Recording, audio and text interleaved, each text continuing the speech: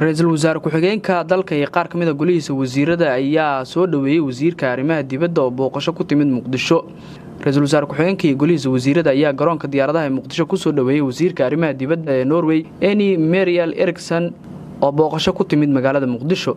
Wasiirka arrimaha dibadda ee Norway ayaa soo dhaweynta kadib waxa xafiiska ku qaabilay Ra'iisul Wasaaraha xukuumadda Soomaaliya Xasan Cali Kheyre. Kulankan ay yeesheen Ra'iisul Wasaare Xasan Cali Kheyre iyo wasiirka arrimaha dibadda ee Norway Mary ayaa looga hadlay xoojinta xiriirka soo jireenka ee labada dawladood ee Norway iyo Soomaaliya. Norway ayaa qayb ka ah wadamada dhawaan aqbalay in baasaboorka serviceka lagu tagi doono dalalkaas. Sidoo kale wasiirka arrimaha dibadda ee Norway ayaa Ra'iisul Wasaare Xasan Cali Kheyre uga mahad celiyay soo dhaweynta loo sameeyay wasiirka arrimaha dibadda ee dalka Norway Masters Mary oo Ra'iisul Wasaaraha dalka ugu mahad celisay soo dhaweyntii loogu sameeyay magaalada Muqdisho ayaa amaantay horumarka muuqda ee Soomaaliya ee ku tilaabsatay isbedelada iyo dib u habeynta ballaaran ee dawladda Soomaaliya ka wado hay'adaha dawladda si dalku u gaaro dib u kabasho dhameystiran. Norway ayaa qayb ka ah wadamo badan oo Soomaaliya ka taageera nabadeynta, barnaamijyada horumarinta iyo bini'aadanimada.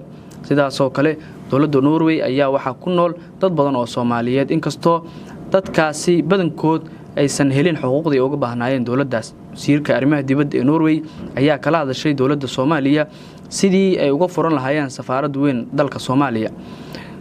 Ra'iisul Wasaare Xasan Cali Kheyre oo ku soo dhaweeyay xafiiska Muqdisho ee xukuumadda looga arimayo ayaa uga mahad celiyay booqashada ku timid wasiirka arrimaha dibadda ee dawladda Norway. Booqashadan ayaa noqon doonta booqasho 2 maalin ah oo ku qaadan doonta Soomaaliya.